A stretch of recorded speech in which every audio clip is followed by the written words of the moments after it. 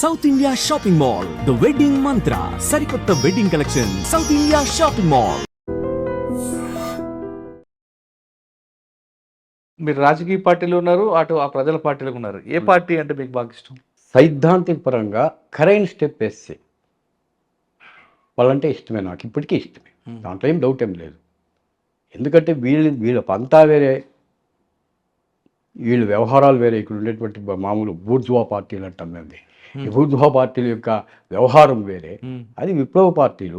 విప్లవ పార్టీలకు విప్లవ ఐడియాలజీ ఉంటుంది. విప్లవం అంటే సమాజాన్ని మార్చడమే కదా. తుపాకులు వేసుకుని పోయి కాల్చడం విప్లవం కాదు, సమాజాన్ని మార్చడం విప్లవం. కానీ వాళ్ళు సాయుధ పోరాటం ద్వారా మనం సాయుధ పోరాటం ఇప్పుడు కమ్యూనిస్టులు చెప్తా ఉన్నారు, సిపిఐ చెప్తుంది, సిపిఎం విప్లవం అనేది కావాలా, గ్రాడ్యువల్గా డెవలప్ కావాలా అని. సాయుధ పోరాటం ద్వారా భారతదేశం ఎందుకు చేద్దాం అంటుంటారు కదా. అది అయ్యలేదు, అది ఇప్పుడు సాధ్యం కాదు. ఎందుకంటే ప్రభుత్వము ఇంతకు ముందున్నట్లు లేదు. టెక్నాలజీ డెవలప్ అయింది, వెపన్స్ డెవలప్ అయినాయి, ప్రతి ఒక్కటి డెవలప్ అయిపోయింది. ఈవెన్ వాళ్ళ ఇది కూడా ఏమంటాం మనము, పంతా కూడా మారింది, పంతా కూడా మారి గ్రామాల వరకు వస్తున్నారు, డెవలప్మెంట్ జరుగుతూ ఉంది. తర్వాత ఇవి చిన్న చిన్న సంస్కరణలు, వాళ్ళు పెద్ద సంస్కరణలు కాకపోయినా కూడా చిన్న చిన్న సంస్కరణలు వస్తూ ఉంది. వీళ్ళకి ఏదో అంతో ఇంతో ప్రజలకు ముట్టుతూ ఉంది. ఇవన్నీ కూడా ఉన్నాయి ఇప్పుడు ప్రభుత్వం దగ్గర. అందుకోసం ప్రజల్లో కూడా ప్రభుత్వం పైన పెద్ద వ్యతిరేకత లేదు. పార్టీ పరంగా వ్యతిరేకత, తెలుగుదేశం వాడు కాంగ్రెస్ను వ్యతిరేకించేది, కాంగ్రెస్ వాడు తెలుగుదేశాన్ని వ్యతిరేకించేది, ఇది సమస్య కాదు. సమస్య ప్రజల్లో వీటిపైన వ్యతిరేకత పెద్దగా లేదు ప్రభుత్వాలపై. అసలు భారతదేశంలో విప్లవం వచ్చే అవకాశం ఉందంటారు? ఇప్పుడు రాదు. విప్లవ పంతా మారాల, విప్లవం యొక్క రూపం మారాల. రూపం మారితే వస్తుంది. అంటే ఒకటి ఇక్కడ అంతరం ఏముందో అంటే గ్యాప్ బిట్వీన్ పీపుల్స్ అండ్ వీళ్ళకి విపరీతంగా పడిపోయింది. ఒక అంబానీ ఆస్తి, అంబానీకి ఒక రోజు ఇన్కము మన జీవితం అంతా గడిపినా కూడా రాదు. ఒక గంట ఇన్కమ్, ఒక రోజు ఇన్కమ్, ఒక గంట ఇన్కము మన జీవితం అంతా కష్టపడుతూ అంత గ్యాప్ పెరిగిపోయింది. ఆ గ్యాప్ ఒక వీళ్ళే చెప్తారు, గ్యాప్ పెరిగే కొద్దీ ప్రజల్లో వ్యతిరేక భావనలు అనేది కలుగుతాయి, ప్రజలు తిరగబడతారు. ఇది తిరగబడినారు కూడా చాలా చోట్ల. ఆ తిరుగుబాట్లు అనేది వస్తాయి, వేరే రకంగా రావచ్చు. రూపం మార్చుకోవాలా, ఉద్యమం యొక్క రూపం మారాలా, పంతా మారాలా, ఐడియాలజీ మారాలా, మారితే విప్లవం వస్తుంది. అండ్ ఇటువంటి అన్ని డెవలప్మెంట్ అవుతుంది పార్టీ కూడా.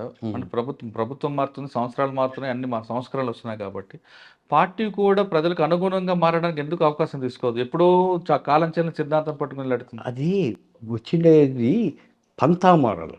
మార్క్సే 100% కరెక్ట్ అని కాదు, మార్క్స్ 100% కరెక్ట్ కాదు, లెనిను 100% కరెక్ట్ కాదు, ఆ తర్వాత వచ్చినటువంటి స్టాలిను అంత కరెక్ట్ కాదు, స్టాలిన్ తర్వాత వచ్చినటువంటి మావో పంతాను అంత కరెక్ట్ కాదు. ప్రపంచం విమర్శిస్తూ ఉంది. ఇవన్నీ కూడా ఉన్నాయి, దాంట్లో వాస్తవాలు ఉన్నాయి. ఆ వాస్తవాలు ఉన్నంత మాత్రాన అదే కరెక్ట్ అనుకుంటే ఎట్లా? మారుతా, కాలానుగుణంగా మారాలి. కాలానుగుణంగా ఎందుకు మారడం లేదండి? అదే మారడం లేదు, మారేదానికి ఇష్టపడడం లేదు. ఎందుకు? పిడివాదం అదింది, ఆ పిడివాదం పోవాల. ఇప్పుడు పార్టీ లీగలైజ్ చేసి వచ్చే నష్టం ఏంటో అంటే 1977లో కొండపల్లి సీతారామయ్య కూడా ఇదే విధంగా లీగలైజ్ చేశారు కూడా, దానికి అప్పుడు విభేదం వచ్చింది కదా. అవును, అంటే ఒకటి వీళ్ళు లీగల్గా చేయొచ్చు, లీగలైజ్ చేయొచ్చు పార్టీని. వీళ్ళు భయం ఏంటంటే, మేము బయటకు వచ్చినామంటే ఏదైనా ఉద్యమం చేస్తే ఈ బూర్జువాలు పెట్టి బతకరు, చంపేస్తారు, ఈ యొక్క వనరులన్నీ దోచేస్తారు, ఛత్తీస్గఢ్లో ఉండే వనరులన్నీ దోచేస్తారు, మేము దానికి తిరుగుబాటు చేయాలా, తిరుగుబాటు చేస్తే మమ్మల్ని చంపేస్తారు. ఇది వాళ్ళ పంత.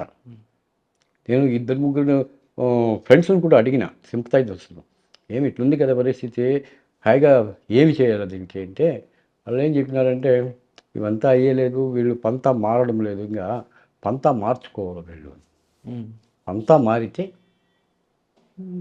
ఉద్యమం సాధ్యమవుతుంది, విప్లవం అనేది కూడా సాధ్యం. విప్లవం అంటే ఏమి, రెవల్యూషన్ అంటే ఏమి, గ్రేట్ లీప్. అవును, సమస్యన్నిటి కాకుండా ఒకేసారి ఎగిరి ముక్కడం. అది తుపాకుతోనే రావాలని ఏం లేదు, ఐడియాలజీలో కూడా రావచ్చు, ఐడియాలజీగా ప్రజల్లో కూడా చైతన్యం తేవచ్చు. ఇది చేయడం లేదు, కానీ అది మర్చిపోయారు. అది కేవలం సాయుధ పోరాటానికి పరిమితం. ఆయుధ తుపాకీ గొట్టం ద్వారా రాజ్యాధికారాన్ని సాధిస్తామనుకోవడం అబద్ధం ఇప్పుడుండేటువంటి పరిస్థితి. కానీ పార్టీ నమ్మేది దీర్ఘకాల పోరాటం ద్వారా వస్తుంది కాబట్టి ఎప్పటికైనా మనం అలా దీర్ఘకాల పోరాటం ద్వారానే వస్తుంది. అది హింసాత్మక పోరాటమా అహింసాత్మకమైన పోరాటం? ఒకప్పుడు పంతా ఉండింది, ఎందుకంటే పరిస్థితి అట్లుండింది, అందుకోసం తుపాకీ పట్టాల్సి వచ్చింది. ఇప్పుడు తుపాకీ పట్టాల్సిన అవసరం లేదు. ఇప్పుడు డైరెక్ట్గా ప్రజల్లో చైతన్యం తీసుకురావచ్చు. ప్రజలు కూడా ఎడ్యుకేటెడ్, అప్పుడంతే అన్ఎడ్యుకేటెడ్ జాస్తి ఉన్నారు, వాళ్ళకు ఐడియాలజీ లేదు, వాళ్ళ కోసం పోరాటం చేయాల్సినటువంటి పరిస్థితి వస్తూ ఉండే. కానీ ఇప్పుడు ఇట్లా కాదు కదా, ప్రజలు ఎడ్యుకేట్ అయినారు, చాలా వరకు ఎడ్యుకేట్ అయినారు. కానీ పార్టీ ఫినిక్స్ పక్షి లాంటిది అని అంటారు. ఫినిక్స్ పక్షి లాంటిది, మళ్ళీ మళ్ళీ పుడుతుంది అని కష్టం. నా చాకరిగా చెప్పండి, నంబాల కేశవరావు గారు చనిపోయిన తర్వాత మీకున్న అనుభవం ప్రకారం పార్టీ మరొకసారి ముందుకు రావడానికి ఎంతకాలం పట్టొచ్చు? దాదాపు 1 సంవత్సరం 1.5 సంవత్సరం. సెకండ్ క్లాస్ ఇది సెకండ్ స్టెప్ లీడర్షిప్ ఉంటుంది, లేదని నేను చెప్పలే. కానీ ఆ స్టెప్ అంత బిర్యానీ తీసుకునేదానికి, ఇప్పుడు గణపతి రాజీనామా చేసేదానికి 1.5 సంవత్సరం పట్టింది. చేసి నంబాల కేశవరావును తీసుకుని వచ్చింది, ఆయన రిజైన్ చేసాడు. ఇప్పుడు నంబాల కేశవరావు చనిపోయిన తర్వాత అది మళ్ళా ఇది కావాలంటే పార్టీ క్యాడర్ మినిమం 1 సంవత్సరం పడుతుంది. ఆ సంవత్సరం కూడా ఎవరు ఎఫిషియెంట్ కాదు అనేది కూడా చూసుకోవాలి, పార్టీ నిర్ణయం తీసుకోవాలి. అని ఇంకొక ప్రశ్న చివరిగా, ఒకప్పుడు మీ కాలంలో సమాజం, ప్రజలు వాళ్ళ అభివృద్ధి కోసం పాటుపడే యువతను చూశారు మీరు, మీలాగా. అవును. కానీ ఇప్పుడంతా కూడా చెడు వ్యసనాలు, తాగడం, తిరగడం, బాధ్యత లేకపోవడం, సమాజానికి మనకేమి ఇచ్చిందని ప్రశ్నించే యువత జరిగింది. అటువంటి వాళ్ళకి మీరు ఇచ్చే మెసేజ్ ఏంటి? అంటే అలా విధంగా వెళ్ళమంటారా, లేదు మనకు సమాజం మనకేమి ఇచ్చింది కాకుండా మనం సమాజంకి ఏమి ఇద్దాం, మన బాధ్యత ఏంటి చేసుకుందాం అని చెప్తారా? అది నీకు దేశం ఏమి ఇచ్చింది అనేది కాదు, నువ్వు దేశానికి ఏమి ఇచ్చావు, సమాజానికి ఏమి ఇచ్చావు. సమాజంలో మన యొక్క పని మనం చేసుకుని పోవాలి, మన పని మనం చేసుకుని పోవాలి. చేసుకుని పోతే సమాజం నీకు కావాల్సింది ఇస్తుంది. కాకపోతే కొన్ని అవకతవకలు ఉంటాయి, లేదని నేను చెప్పను, అంతా పర్ఫెక్ట్గా ఎక్కడా ఉండదు, అవకతవకలు ఉంటాయి. కానీ మనకిచ్చినటువంటి పని మనం సిన్సియర్గా, ఇప్పుడు ఒక ఎంఆర్ఓ ఉద్యోగం ఇచ్చింటాడు, నువ్వు లక్షల లంచాలు తెస్తే అది సమాజానికి ఉపయోగం కాదు కదా. ఒక బీఆర్ఓ ఉంటాడు, పెద్ద పెద్ద బిల్డింగ్లు కట్టాడు ఈ ఊరిలో, బీఆర్ఓలు అంతా, ఇట్లుంటుంది. ఇది కాదు కదా, మన వర్క్ మనం చేయాలి, మన వర్క్ మనం చేస్తా పోతే సమాజం మనకు కావాల్సింది ఇస్తుంది. కమ్యూనిస్ట్ సిద్ధాంతం కూడా అదే, నువ్వు సమాజం నీకు ఇస్తుంది, నువ్వు సమాజంలో ఒకడైపో. అది చేయడం, అది ప్రభుత్వాలకు అక్కర్లేదు, వీళ్ళకు అక్కర్లేదు, అట్లా తయారైంది. సమాజం మనకి ఏమి ఇచ్చిందని కాకుండా నువ్వు సమాజానికి ఏమి ఇస్తా అనే ధోరణిలో ఉంటే ఖచ్చితంగా నీకు ప్రతిఫలం లభిస్తుంది అంటారు కళ్యాణ్ కుమార్.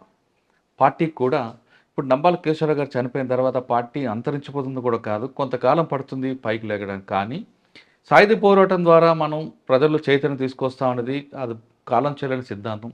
ఖచ్చితంగా ప్రజలు రాజకీయ చైతన్యం తీసుకురండి, ఇప్పుడు పార్టీ మీకు నిలబడుతుంది, ప్రజలకు దగ్గర అవుతారంటూ కళ్యాణ్ కుమార్ గారు చెప్తున్నారు.